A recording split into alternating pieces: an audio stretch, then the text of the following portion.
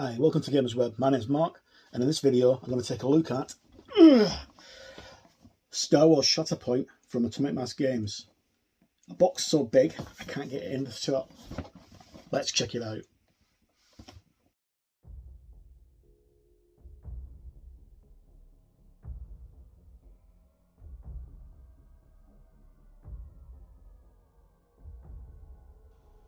Hi and welcome back. Okay, as I said in the intro, I'm going to take a look at Star Wars Shatterpoint. This is the core set. It's a brand new skirmish miniature game from Atomic Mass Games that's set in the Star Wars universe. It's not compatible with Star Wars Legion, though I guess you could play this game using Star Wars Legion miniatures if you really wanted to, but nonetheless, I'm digressing, let's jump in. Okay, you have to forgive the setup because this is a really big box because it's filled with lots and lots of stuff and it's very heavy, and I can only just get it in on my camera, but once I get everything unboxed then I'll go back to a regular view hopefully, because I've only got a small table. Okay, so as I say, Star Wars Shatterpoint is the brand new game from Atomic Mass Games. They're the guys behind Marvel Crisis Protocol. So you've got Dallas Kemp, Will Schick, Will Pinagini. They're all ex-Privateer Press employees and workers, and part of the designs team for Privateer Press, working on games like War Machine and Hordes, and loads of other stuff that Privateer Press did. And they're more famously known for Marvel Crisis Protocol, and if you check out my videos you'll see that I've covered a heck of a lot of Marvel Crisis Protocol videos over the past 3 years since it came out, though I tend to kind of keep away from them now because no one I know really plays it, so I don't collect the game anymore. I still just got all my miniatures sitting here waiting for me to play. Okay, so Shatterpoint, it's the core set includes quite a lot of stuff, including loads of terrain, as well as your forces to actually play a two-player game. Now, I'm just going to gently try and lift this up and turn over without disturbing the camera too much, because it's really difficult to get over a shot on this because it's so big. Okay, so amid a time of turmoil, conflict engulfs planets from the core to the outer rim. From the strife rises moments of great importance, known as Shatterpoints, where the actions of a few can change the course, change the course of a single battle, or even affect the fate of entire civilizations. Whether launching clandestine missions deep within enemy territory, or dueling bitter rivals amid the backdrop of larger planetary engagements, your choices matter. Here, between clashing lightsabers and blasts of laser fire, you'll decide the fate of the Star Wars galaxy in Shatterpoint. Shatterpoint is a skirmish miniature game for 2 players. In Shatterpoint, players take control of iconic characters from Star Wars galaxy and their allies, battling against each other to compete dynamic missions. I was right the first time. Complete dynamic missions, objectives. Just remember that the greatest commanders are those who learn to adapt and use the Force to achieve victory. You will lead the forces of the light with Anakin Skywalker and Ahsoka Tano, will you lead the forces of light with Anakin Skywalker and Ahsoka Tano, or take a darker path with a deadly assassin, Asha Ventress and the ruthless Lord Maul, or perhaps forge a new destiny of your own telling? The choice of yours in Star Wars Shatterpoint. Okay, so as you can see on the back, there's lots and lots of miniatures in there. There's two full factions for each side, for the light side and the dark side, and we'll look at those in closer detail in a moment. But we have Ahsoka, Darth Maul, Ventress, where's he gone? Where's Anakin? Anakin, and then we've got some clone commanders and clone troopers. We've got some Mandalorian commandos. We've got some Mandalorian Night Watch who are assigned to Ahsoka, including what's her name? Bo-Katan Kryze, which is this figure here. Okay, and we got loads of terrain. We just see a quick picture of it here. They recommend these card sleeves, which is 1 pack orange for Game Genic, and you can learn more about the game by scanning the QR code that's on the bottom there. Contains 16 miniatures, 23 terrain pieces, 2 movement tools, 5 range tools, 14 order cards, 12 unit stat cards, 12 stats cards, 1 mission card, 9 struggle cards, 14 dice, 1 struggle token, 60 momentum tokens, one struggle tracker, one punch board, and one core rulebook. Okay, so now the rulebook that's in here is just a quick how to play. It isn't the actual rulebook, because much like Marvel Crisis Protocol, the rules are actually found on the Atomic Mass Games website, which I will leave a link to in the description below.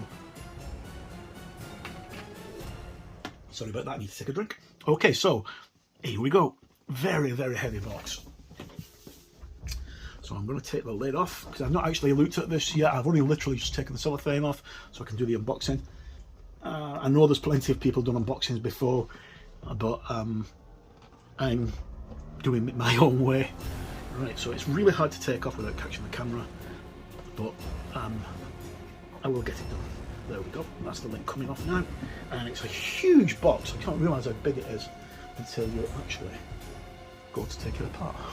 Okay, so I'm going to turn the box sideways now, because as you can see, we have the Shatterpoint logo emblazoned on this backdrop here. Now this isn't just a backdrop, this is also how to use your Star Wars Shatterpoint art backdrops. So the game comes with a backdrop for allowing you to actually take photos of your models once you've painted them, and as you can see on there's one of the actual backdrops, got this like wee crease here, so you can take a picture with the word Star Wars Shatterpoint on it, or you just follow the instructions on the back of this, which is a really, really good idea. It's very, very good, especially if you're doing videos and taking photos of miniatures a lot. So we get one desert style art drop, and then on the other side of it we get an ice style art drop. The artwork is like fantastic on those, I really like them. Excuse me. Right, we get our tokens, which is a lot, as you would imagine. So we've got our objective tokens, and we've got our status tokens here.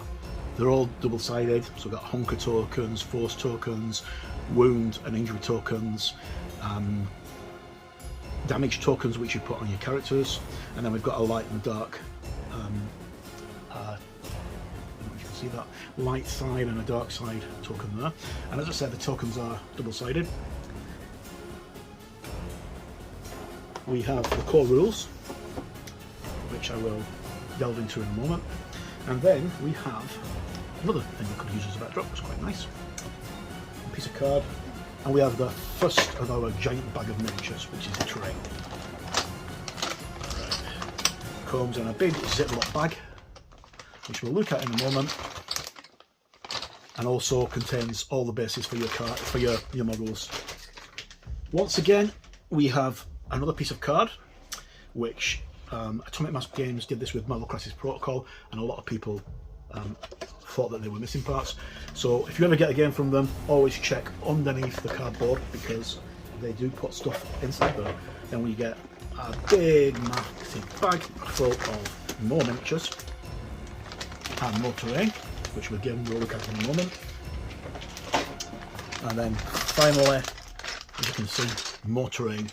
There is so much in this game that, you know, it's beyond imagination, really. And then finally we get this thing at the bottom. They've put a wee hole in the bottom here, which you can just put your finger in and then pull out the final card insert. And as I say, with Marvel Crisis Protocol, the cards were hidden underneath a card insert, which you couldn't see.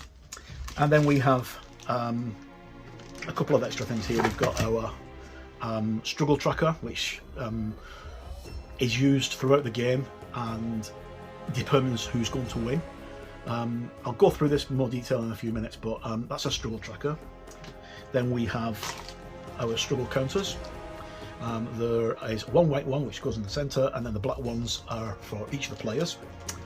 And then we have our dice. We have I think it's 6 of each, yeah, 2, 4, 6 of the D6 defensive dice, and 2, 4, 6, 8 of the 8-sided attack dice. And then finally, in the box, we have our cards for our characters, as well as our Shatterpoint cards and mission card and the other cards which use in the game. Now, unlike Star Wars Legion, which uses dozens and dozens and dozens of cards, this game doesn't. This game just uses the cards that you need for your game itself. Now, it seems like there's a lot of things here, but that's because there are oh yeah, there is on here, yeah. Right, so in the expansions, if you check my video out for the Obi-Wan expansion, the Obi-Wan expansion came with all of the cards in several languages, so you had lots and lots of cards in the pack. I think the Ahsoka Tano Padawan is the same as well, but I've not checked that yet because I've not opened it. Okay, so quickly, we've got our mission, which is shifting priorities. Now, the core set only comes with one mission, and that's the mission that you always play for the core set. There are other missions coming out through the game. Then we have these are for the struggles. So you have your struggle cards, which you use these as there's 3 of the tier 3, 3 of the 3 are tier 1, and 3 of the tier 2, 3 are tier 1.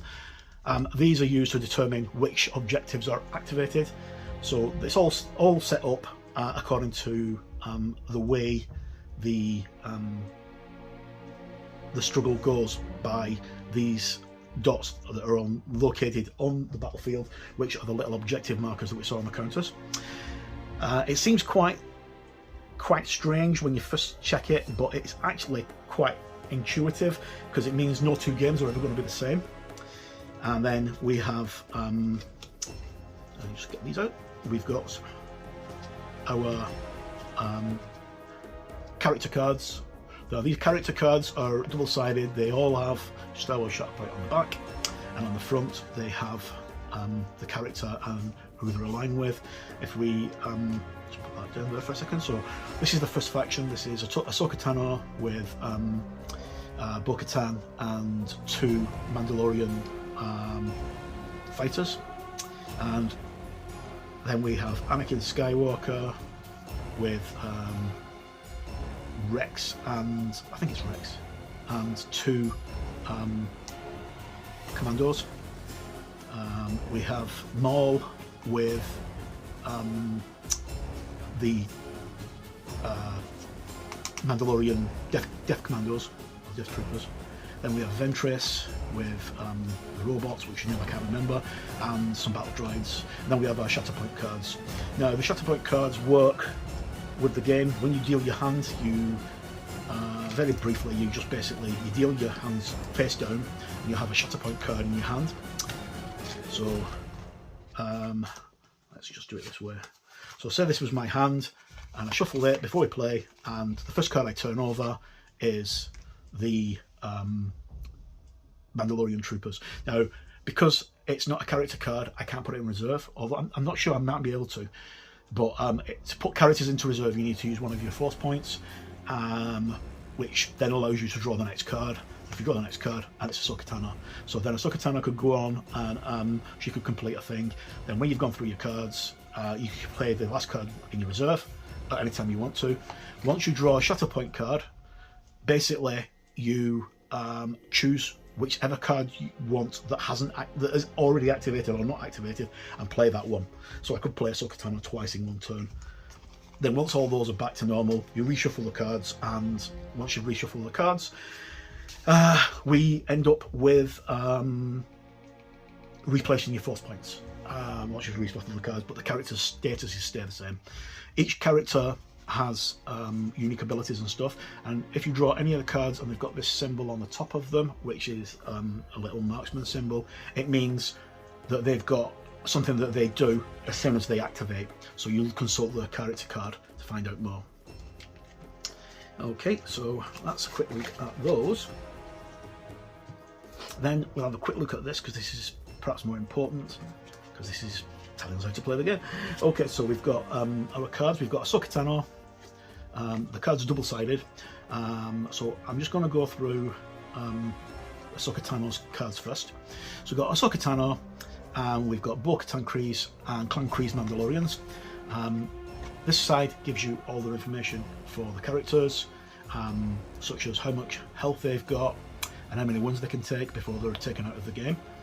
And then on the other side we have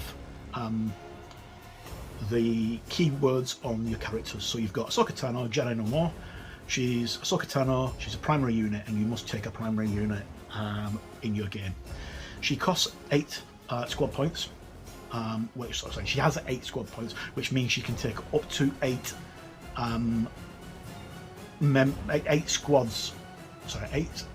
points worth of characters on models from units, and she has 3 force.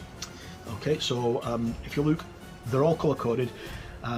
The Clan Kryze and Bo-Katan both cost 4 points each for them to be used for the card. And Bo-Katan is a secondary unit, so she's the second in command, and the Mandalorians are a supporting unit.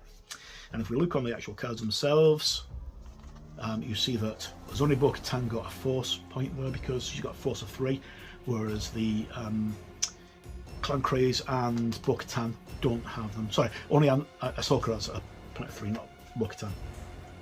Then each character on the other side has their abilities.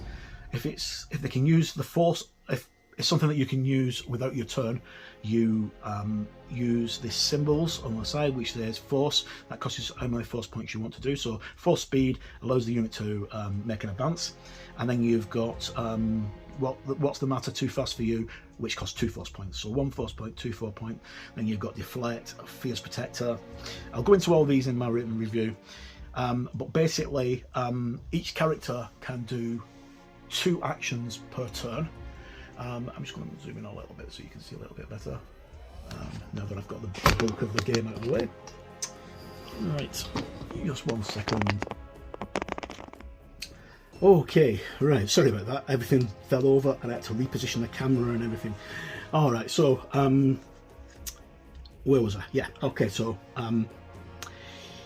each character in the game can only make 2 actions, and you can't make the same action twice, but you can actually do the same action using some of the force abilities and some of the innate abilities of the characters. So some characters have the option to attack before they move, and then they can spend one of their 2 action points on an attack if they wish, or they can move before they attack, which is the case of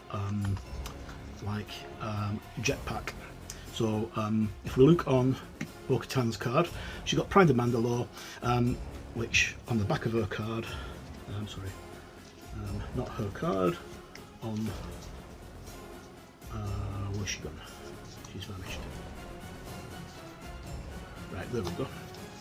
So there's Bo-Katan, and if we look on Bo-Katan's card, she's got a symbol at the top here, which corresponds with this symbol here. So basically, whenever you activate this character, she automatically does this right at the beginning of her turn, if she can.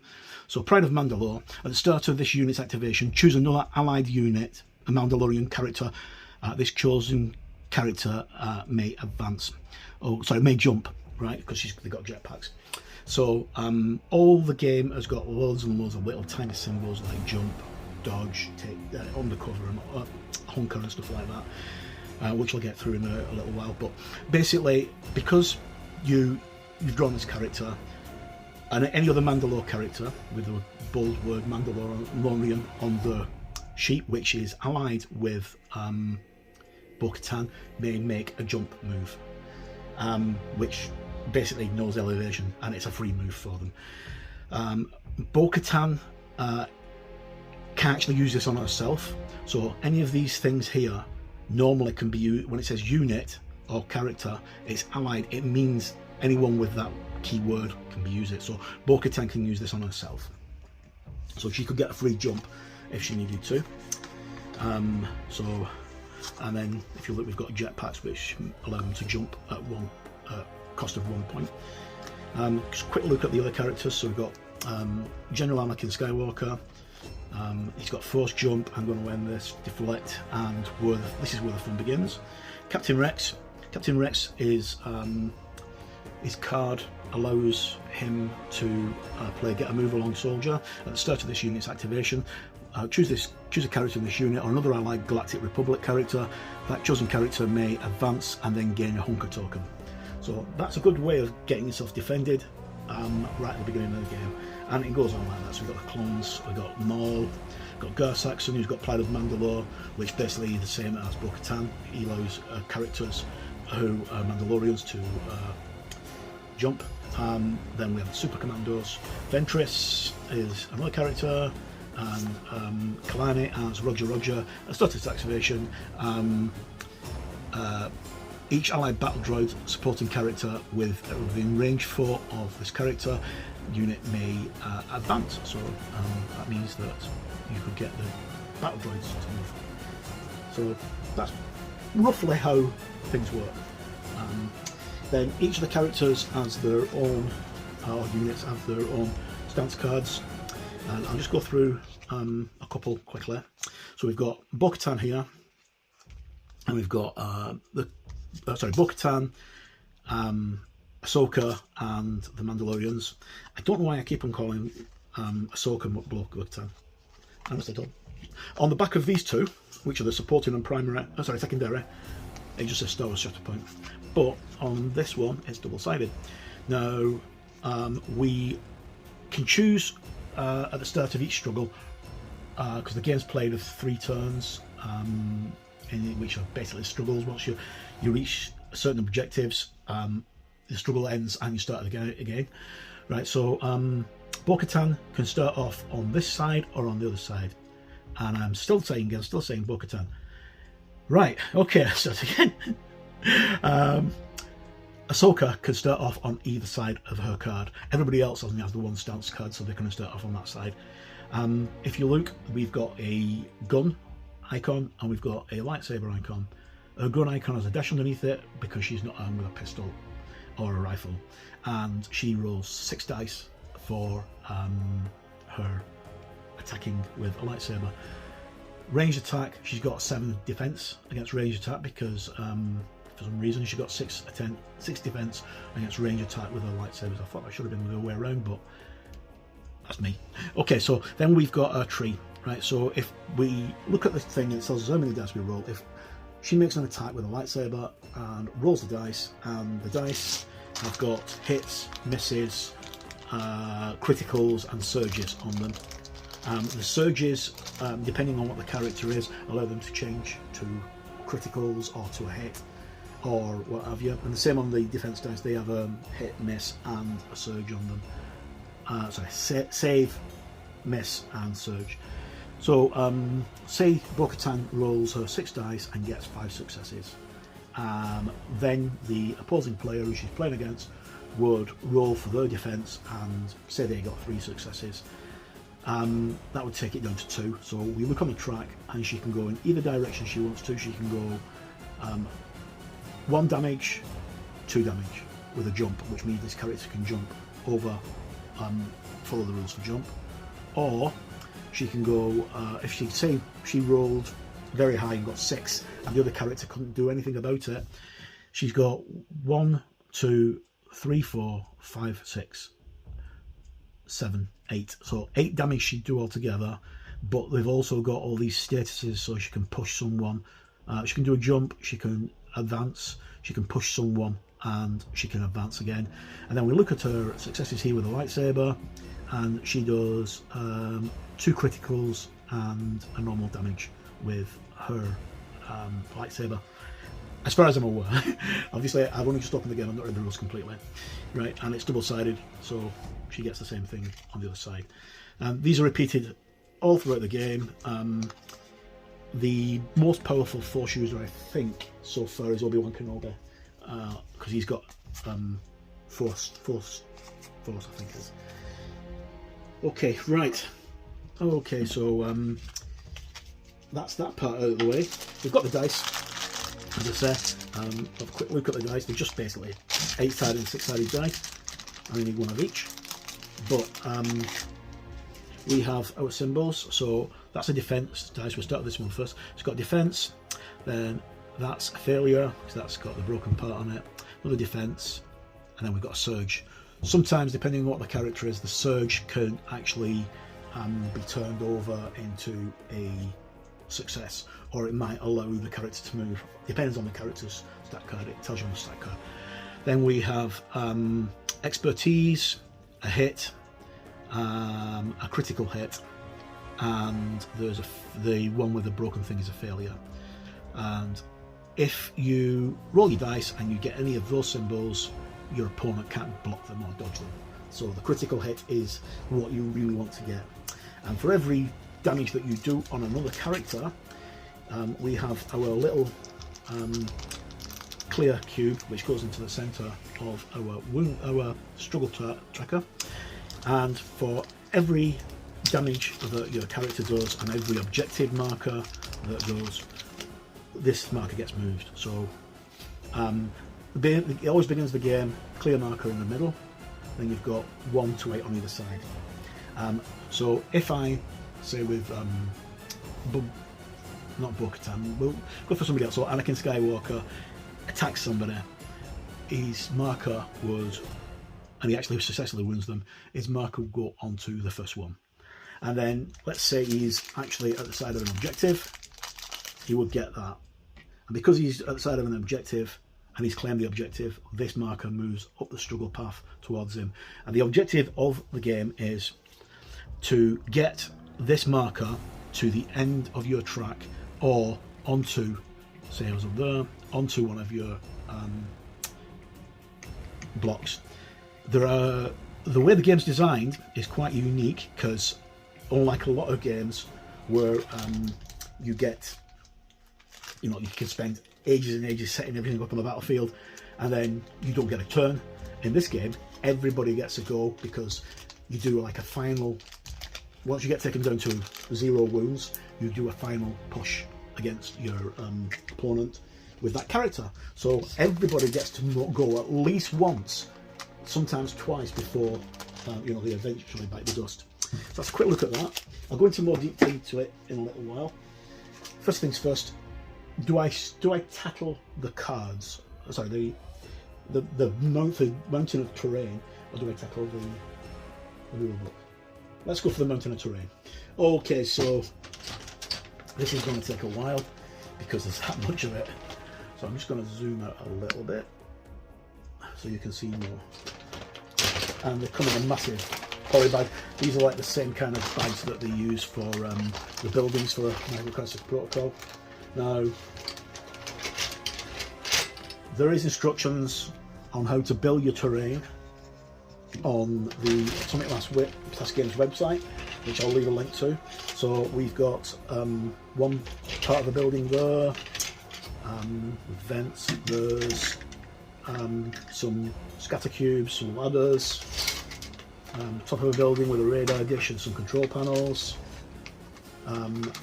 gantries and ladders and other gubbenses, support pylons, more support pylons and ladders, and what way adapts. And if we look here, we've got a little mound with an astromech droid on it, and on this little astromech droid, let's bring him up so you can see, on the astromech droid we have one of the little cats that Sabine Wren has a pet of, and I can't remember the name of them to save my life, to be honest.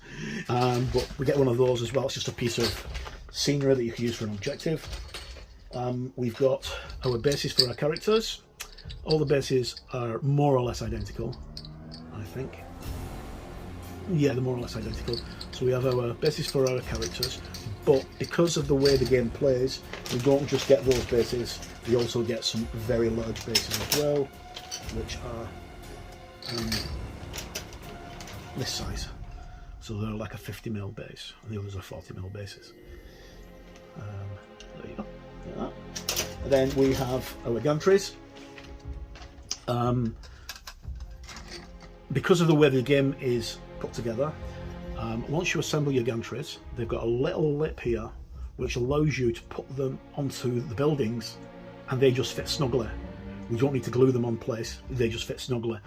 And there's lips on the sides of the runways as well, which means that you can more or less assemble your terrain in almost any way you want to. So I'm just going to pop all those back into this bag, and then we'll look at the next bag.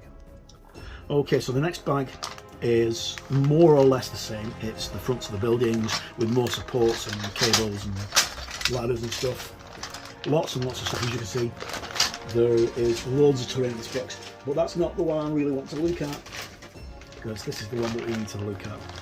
This has got the final pieces of the terrain, which are very, very big sprues, very well packed. But I'll show what the terrain looks like when I've got it all assembled. I'll put some pictures up in my review. But this is the thing that we're actually more interested in.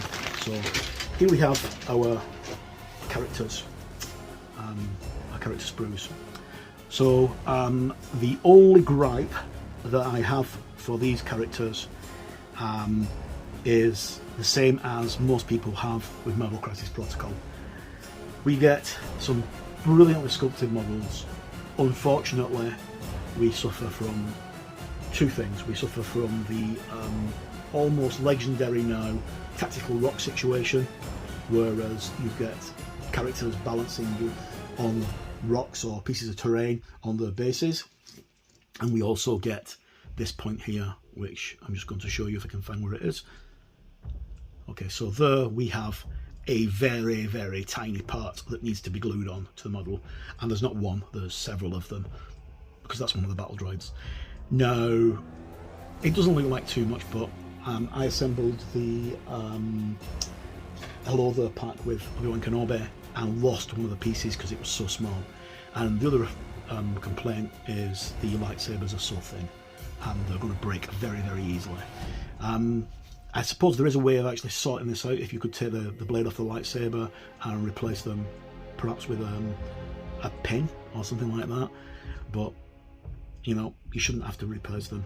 So anyway, those gripes aside, so we've got our Captain Rex, Anakin Skywalker, Bo-Katan with a jetpack, and then we've got Ventress, we've got another Mandalorian there, which might be a female Mandalorian, then Darth Maul, the two battle droid units there, the B1 battle droids.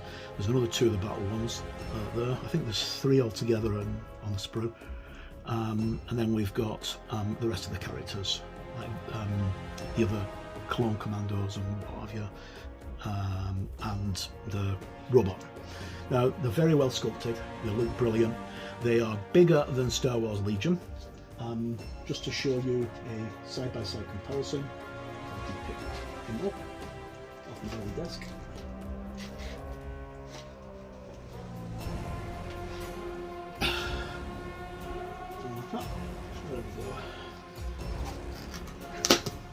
Okay, so if we can pick them up, I'll just show you. Let's move the light away from them. This is Obi-Wan Kenobi from the Hello There pack. As you can see, it's quite a well detailed figure. Really nice. It went together very, very easily. I'm looking forward to painting him.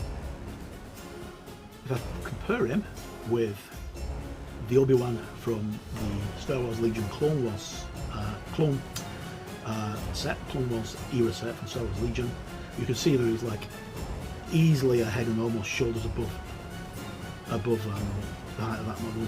And if you actually put them side by side, there is definitely head and shoulders taller. Now, the one thing I said in my review of these Obi-Wan figures is why on earth they went for the same pose as the Legion one is beyond me. I have absolutely no idea, but you know, that's it. So that's how big the figures are when they come out. So now we're going to have a quick look at, and put all the stuff in there. We've got boxes of stuff everywhere.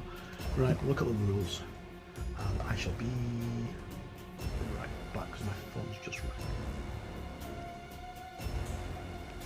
Okay, welcome back. Alright, so sorry it took me a little bit longer than I expected because I had a phone call and I had to deal with that. Right, so onto the rules. These are the core rules for Shatterpoint. Now, Atomic Mass Games did mention that the only way you could get your rules was by downloading them from the website. So I downloaded the rules from the website, and the rules are identical to the ones that come in the box. So I don't know if they've included them as an extra, or if I'm missing the point somewhere, but they seem almost identical. Okay, so we've got our Shatterpoint core rules, then we've got the introduction at the beginning, which is what we've just read on the back of the box. Then we've got the content list and table of contents, so it tells you what you get: your 16 miniatures, unit cards, terrain pieces, movement tools, which I haven't looked at yet. In fact, I don't even know if I came across my movement tools. I don't have to look for those. And then struggle trackers and all that stuff, range tools, how each of the cards works. We've got a game overview, tells you how the game works. We've got our struggle cards as well as our mission cards and all that kind of stuff, and how we use them. And I just looked in the bag with the terrain that I didn't open, and the range rules are in. That's a range 5 and range 4, I think. Should that be range 4?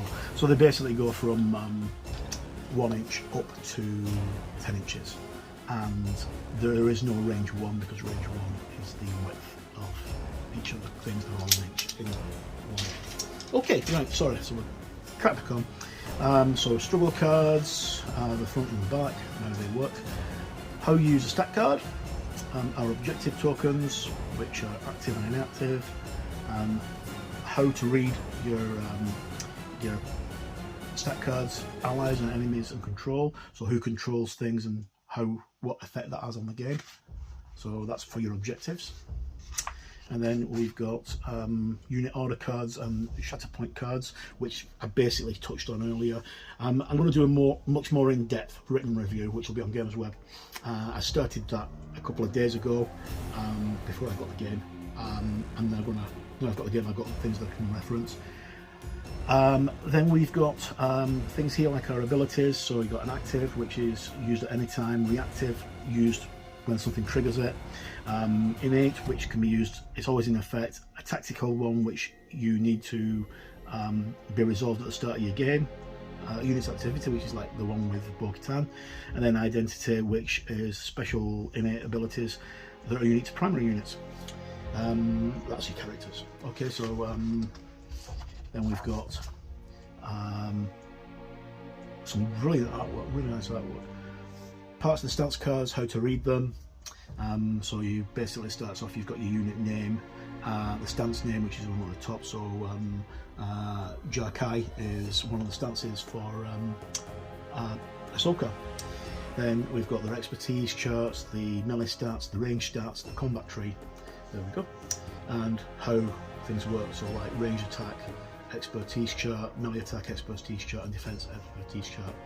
Right. So what I got wrong when I looked through the cards earlier is these are expertise. So this is when you roll, if you rolled 5 dice for Ahsoka here with her lightsaber, and you got if you rolled 8 dice and you got 5 expertise, they're all hits, but that's exactly what it does. It does those amount of damage, which is 3 damage. I think that is actually corresponding with the actual damage on the top, but I have to read through that. More great artwork. How to modify a roll with expertise.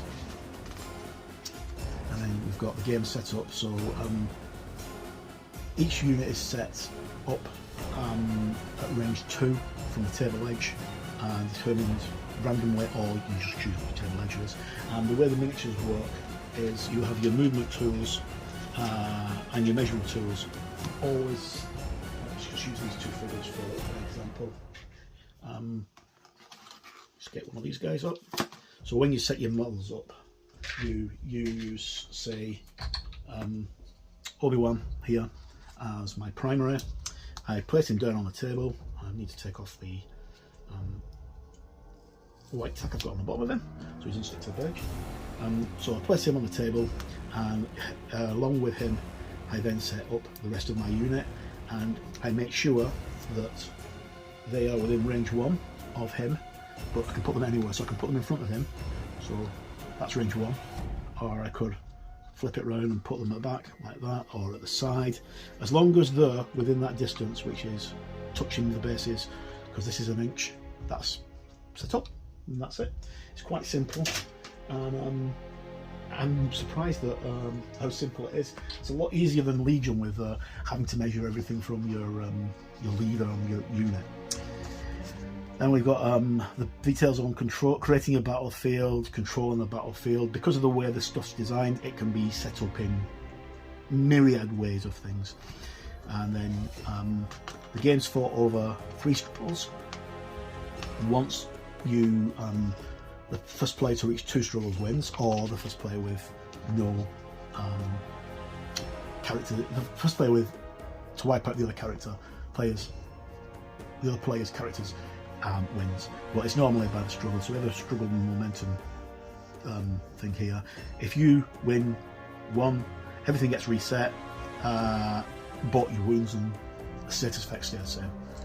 Okay, so we've got a quick game mechanic thing, how to deploy, play the game, and activating units, which we do with the cards, multiple character units, and movement. So all characters can move using the movement tools, which looks shown what the movement tools are basically smaller versions of the range rulers. And you can nudge people, you can advance, climb, dash, pull, jump, you know, lots of different things with your characters. If you get to the yes it is, so if you get to the end of you end your movement at the side of a building with a ladder on it, it's an ingress point, so you can actually go up the ladder if you want to. You don't have to, but you can do, and sometimes having the high ground really does be beneficial, not just for Obi-Wan. So how to read the dice, attacks and defense dice with a combat tree, then making attack. It's a really nice example of how the attack works, and then how you damage units becoming injured, wounded, and then units becoming injured, and then becoming defeated. So if we look at this case here, we've got Bo-Katan Kryze. She's got 8 wounds, so 8 health. She's taken 8 damage, so she then becomes wounded. So we give her a wounded status card. At the end of the turn, all these come off. That gets turned over to injured, and she loses one of her wounds. So she's now got until that one gets back up to 8 again, and she gets taken off. But she will only be removed on the turn after the second wound takes into effect. So basically she gets an extra go. And then we've got the results of terrain, how terrain plays on things, and then here we have like elevation relativity. So it shows you that shooting someone who's above you is harder than shooting someone who's below you. So if someone's below you and you're up here, you get advantages because you can actually see them. They don't gain any advantages from cover. Then we've got the ingress points. So ingress allows you to finish your movement within 1 inch of a ladder, and you can then just place yourself up to 1 inch away from wherever you want to by going up the ladder. And then we've got an appendix, which tells you where everything is, appendix keywords, which is very good, and then at the back we have a quick reference sheet. Now I would strongly, very strongly recommend that you photocopy this or print it out from the website for each player who's playing, because once you start playing, it's going to take you a wee while to get used to all these little tiny icons. But I think once you get playing, it's going to be quite self-explanatory and should be easy. Okay, right, so that's a quick look at the core rule set for Star Wars Shatterpoint from the last games. The next video is going to be Padawan Ahsoka Tano, which is the earlier release. This was free when you pre-ordered the core rules, and then hopefully I should have the Count Dooku in a couple of days' time as well. So thank you for sticking with me. I know it's been quite a long video, but there's a lot to look through. Hopefully someone got something out of this, and I will hopefully see you again. As always, I've been Mark, and no matter where you are in the world, please stay safe, look after yourself, and remember, the Force will be with you always.